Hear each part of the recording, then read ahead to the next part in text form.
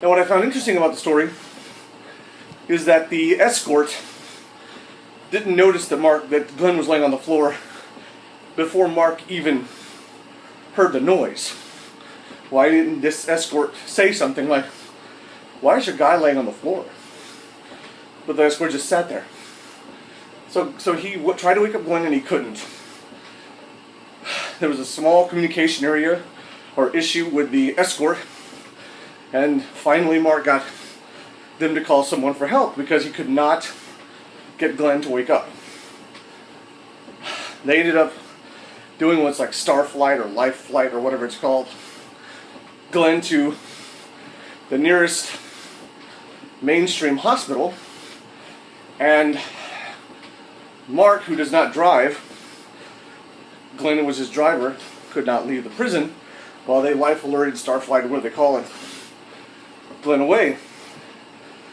So it left Mark where he had to call Glenn's mother and say they've taken him by helicopter to this hospital. You should try and get there. And Glenn's mother, who's 86 years old, and who Glenn lives with, or lived with at the time, said that she couldn't leave. She would try, but she couldn't leave because the only car she had, Glenn was driving. And Glenn would go to work with Mark. He would drive over to Mark's house and then drive Mark's vehicle to do the prison vending. So her vehicle was actually at Mark's house, so she couldn't get to it because they were a distance away from each other. So the short of that was that she got one of her grandsons to pick her up and take her to the hospital with them when they went to check on Glenn. They got there and got to spend about 5 hours with him, but Glenn never regained consciousness and before he passed away. So what happened to Glenn?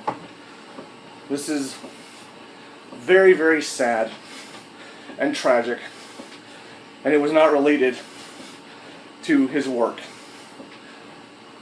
What occurred, though, was while Glenn was working, he suffered a brain aneurysm. And if you don't know what that is, it essentially means you have an explosion within your brain of cells. A vessel popped. And Glenn went into essentially a coma of sorts, I guess you could call it, before he ultimately passed away those 5+ hours later. So it was very sad that happened with Mark, especially sad that it happened to Glenn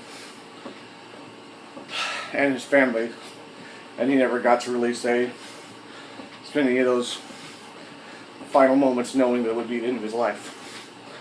Now, in a way, my family has experienced the same thing. Not nearly as connected with me in an obvious sense. Years before I was born, my grandmother had 2 other sisters. I think it was Thelma Alice and Frances. And my grandmother was the middle. And sometime in, I think it was my grandmother's late 20s, it was either her late 20s, early 30s, her younger sister Frances suffered a brain aneurysm in her, I want to say her mid-20s, and died. So, and if you aren't aware, that's what happened to John Ritter when he was working on 8 Simple Rules for my daughters or family. I can't remember the exact title, but I know the first part was 8 Simple Rules. That was what everybody called it. So it's very, very sad to see something like that happen, And you realize how precious life is. And it had nothing to do with work. It was just something that just a misfunction in the brain. 1 weak blood cell in the brain. And It ends just like that. Why? You realize you have to cherish every minute you have with people. Because time is so fleeting and precious. I'm not saying you need to hug on to the cashier at Walmart and say, it was great to see you, I love you, I'll see you later, I hope, or whatever. When you're close to people, though, you should try not to end your conversations on a negative sense. Talking to your parents, the most obvious is our parents, right? Or grandparents, if you're close to them. Because you realize that time is fleeting. The years are getting shorter, not longer. And it's important to make sure that you try and not get into debatable territory more than you have to. I'm not saying you can't encourage people, because you should encourage people to make positive alterations in their life or improvements to their lives. But at the end of the day, if people don't want to be pushed, don't push them. Just cherish the time you have with them. You can challenge them and say, I would like to see you go spend more time with friends, or get out in the world more. But don't push them and say, well, there's something wrong with you, or why don't you do this, or whatever. Because at the end of the day, you don't know if they'll be there tomorrow. You don't know what their life situation is, their health, not in totality. And none of us really know what our health situation is completely. Because in a minute, a misfire in the brain, a blip in the heart, we are made of flesh and bone. And flesh and bone has malfunctioned, sometimes by genetic disorder, sometimes just by happenstance. And you never know.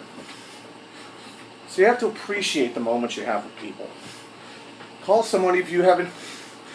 I know of a couple of people who have talked about how, and I'm one of those people, I think I mentioned it on this video before, this series before, where when I was in my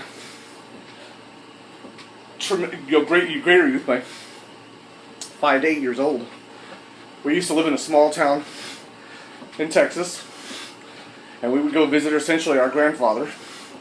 We called him Papa. We would go visit him on weekends or during the summer. And then when my family relocated to Austin, we really lost touch with him. And it was in my early 20s, during that break of time, 15 some odd years, he had suffered a couple of strokes. One massive and then some subsequent ones. And during my early 20s, right before I moved out of my family home, because I didn't move out until I was 22, mind you. Lots happened in the last 15 years for me, but less than 15 years, but I was going to write a letter to him, and I kept putting it off. And then one day he was gone, and I couldn't do anything about it.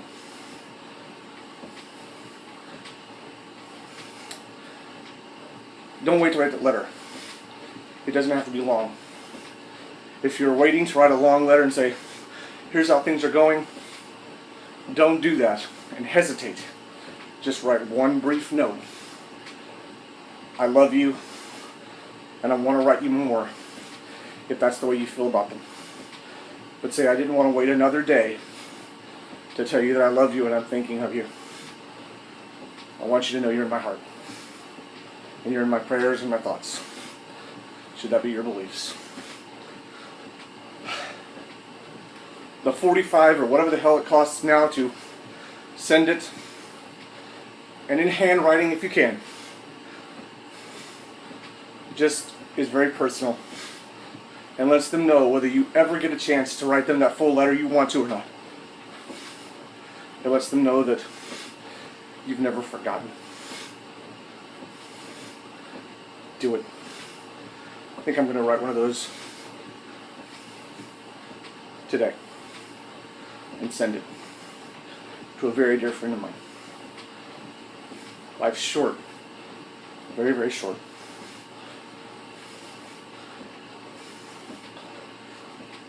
Better get out of here. Take great care of yourselves.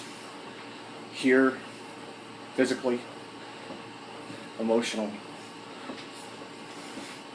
Enjoy the beauty, and in this case, where I'm at, the heat. The beauty of being able to walk around, or in a wheelchair roll around, or just the warmth in general, the sun, the beauty of the sounds, even if it's traffic, because it is a gift that we have those in any way. Enjoy it. There's a big world out there and you can experience it. Little bit at a time, a little bit at a time. Live with passion, and I will see you tomorrow.